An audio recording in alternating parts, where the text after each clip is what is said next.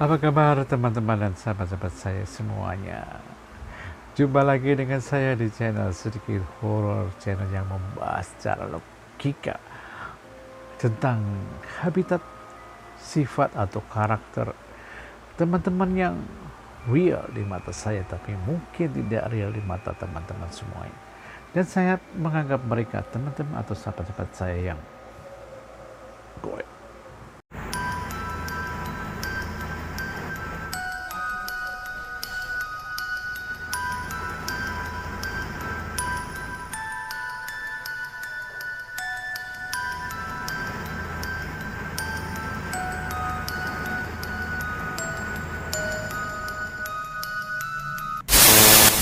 Dalam video kali ini saya akan membahas tentang pengalaman saya menjumpai suatu arwah. Di kacamata kami, dengan kami itu arwah, tapi apakah dia benar arwah atau makhluk gaib yang menjelma menjadi arwah yang berwujud manusia? Pengalaman saya kali ini saya katakan, saya pribadi saya merasakan sangat serem tapi seru.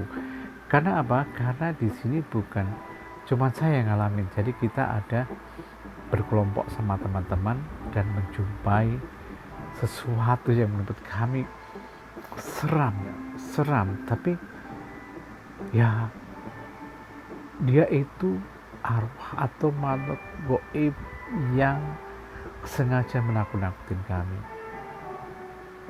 Ikutin ceritanya ya, jangan kemana-mana. Sebelum saya mulai cerita untuk kisah saya kali ini, pertama-tama saya ucapkan terima kasih buat teman-teman dan sahabat-sahabat semua yang sudah setia punya atensi untuk menonton video saya kali ini. Dan jangan lupa yang belum subscribe dulu. Oke, saya akan mulai ceritanya teman-teman. Jadi awal mula kisah ini adalah saya kerja masuk shift malam. Jadi saat pertama kali saya sampai di tempat kerja itu seorang security menceritakan sama saya bahwa di depan kawasan industri itu ada kecelakaan adu kambing itu artinya berantukan gitu teman-teman, berantukan. Jadi yang satu pegawai kawasan dia pakai motor yang satu adalah kontainer. Jadi alasan penyebabnya apa itu sama-sama kita nggak tahu, tapi security menceritakan sama saya itu sudah kejadian jadi kejadian sudah adu kambing.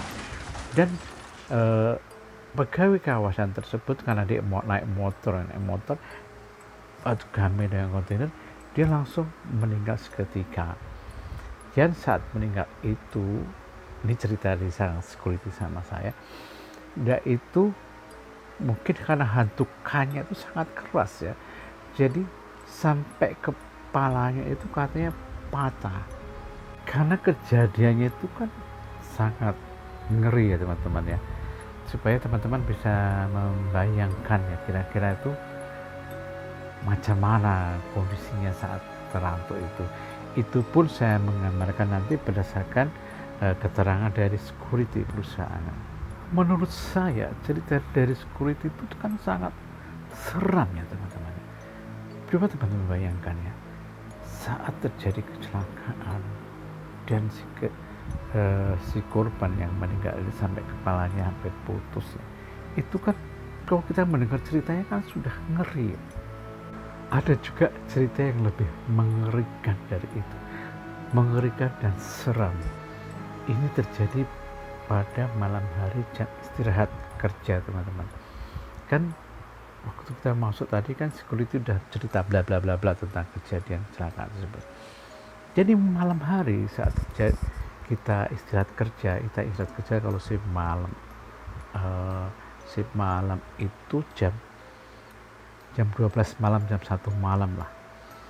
Jadi saat itu saya teman-teman itu kan makan di luar karena kalau di kawasan industri itu ada namanya pujasera teman-teman, tapi kalau malam biasanya yang buka cuma 1-2, nggak terlalu banyak gitu.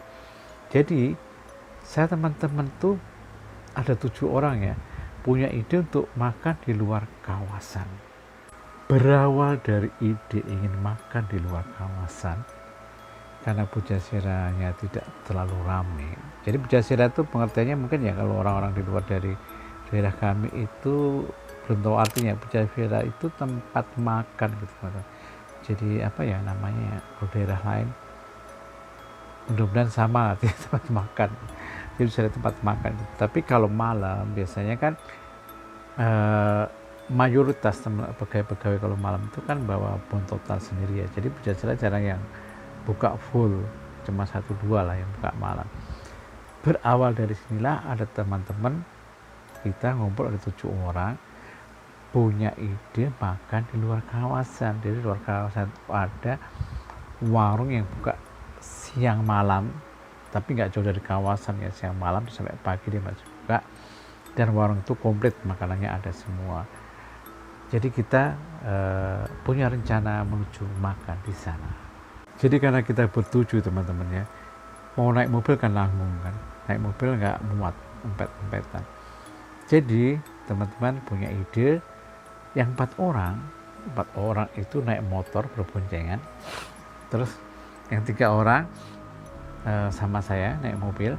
Jadi kita beriringan tuh, 2 orang naik motor berboncengan di depan kami di belakang beriringan. Jadi biar apa, kalau malam kan lampu nggak terlalu terang teman-teman ya, kami sorot mobil itu lampu bisa nampak terang di depan, membantu penerangan yang naik motor. Nah ini awal ceritanya teman-teman. Jadi saat kita keluar dari kawasan, kan kita lihat pintu gerbang kawasan tuh, saya sama sekali tak ingat tentang cerita security tadi, bahwa kejadian itu adalah di pintu depan kawasan, gak jauh dari depan kawasan, arah kami menuju ke rumah makan siang malam itu. Jadi kami dari tempat kerja itu ya berangkat santai teman-teman. Di teman yang berdua itu beriring-iringan sampai di luar jalan menuju ke tempat makan itu ada kejadian yang membuat kami takut. Saat beriring-iringan di jalan, saya bertiga naik mobil sama kawan saya itu kan, sorot lampu mobil itu kan menyorotin 2 motor yang beriringan depan ya, depan mobil itu kawan saya itu yang berangkat.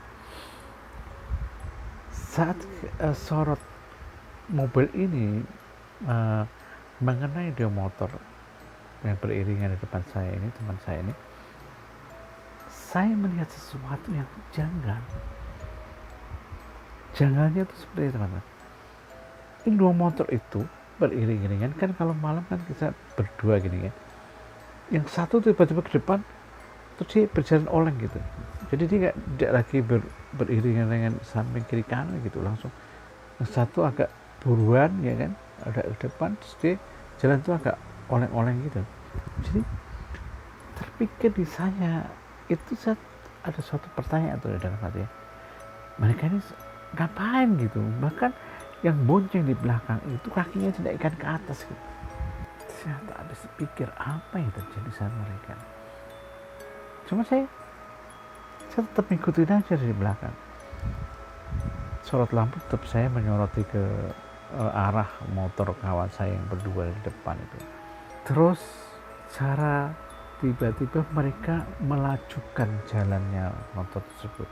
Awalnya kan beriringan dengan enggak terlalu laju lah. Mungkin mereka sambil naik motor sambil bercerita gitu kan. Cerita sambil bercanda, tapi tiba-tiba terpecah itu, satu lajunya di belakang dan mereka oleng semua. Satu pertanyaan saya yang tidak terjawab saat itu, apa yang terjadi sama mereka? Saya terdiam, saya perhatikan, ya gak ada apa-apa, karena mereka melajukan motor mereka, teman-teman saya itu. Akhirnya saya juga mengikuti langkah mereka, sehingga pada akhirnya nyampailah kita di tempat makan siang malam tersebut. Sesampai di warung siang malam, otomatis mereka duluan teman-teman ya, tempat saya yang perempuan duluan di tempat dari tempat duduk ya, tempat makan itu, dan saya bertiga baru keluar dari mobil. Sampai di tempat duduk itu kami bertiga itu berontong pertanyaan sama teman-teman saya berempat tersebut. Jadi bilang, tadi nampak nggak? Jadi saya bingung, makanya nampak apa sebenarnya? Akhirnya salah satu dari mereka buka suara. Iya, tadi saat kami, ini yang teman saya yang kebetulan yang bawa setir motor ya, yang boncengin ya, anggap aja lah namanya dia si Adi ini cerita sama kali, dia buka cerita, itulah masalah kejadian tadi. Kali cerita saat dia bawa motor itu, dia tuh nampak satu sosok orang berdiri di pinggir jalan. Anehnya orang ini pegang kepala, jadi kepalanya dipegang gini teman-teman, di sampingnya itu dipegang, itu berdarah-darah. Jadi waktu si adik itu nampak sosok ini, orang memegang kepala yang berdarah itu, dia terkejut, terus dia menyinggol kawan yang dibonceng. Jadi kalau dia waktu disinggol dia bilang, iya nampak. Jadi si adik kan merasa bahwa dia juga, bukan dia aja yang nampak gitu, yang dibonceng juga nampak. Hal tersebut juga terjadi sama kawannya yang teman saya yang naik motor yang satunya lagi. Jadi yang pertama nampak itu yang bawa motor yang depan yang bonceng itu. Jadi dua-duanya itu mempunyai pengalaman sama.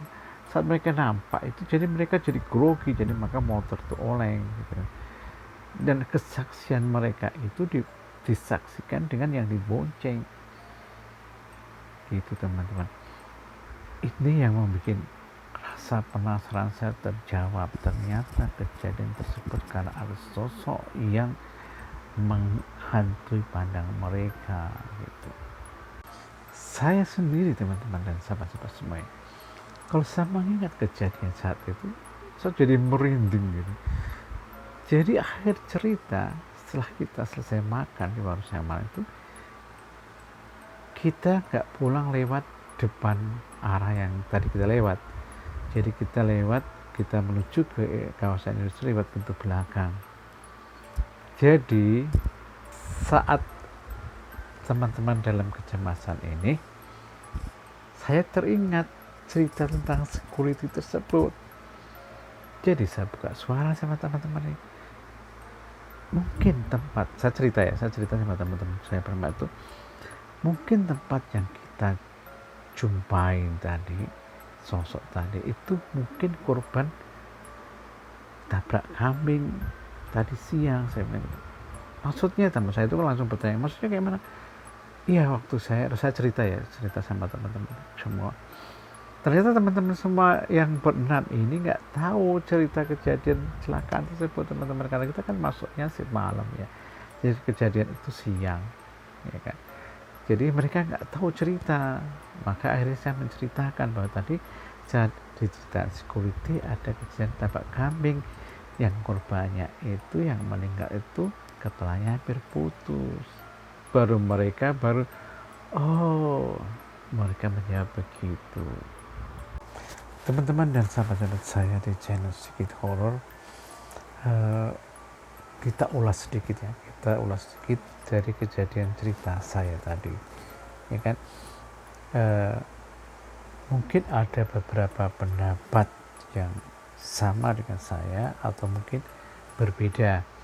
Jadi teman-teman bisa nanti memberi masukan sama saya atau komen di kolom komentar pendapat yang menurut teman-teman itu secara logika bisa kita terima gitu.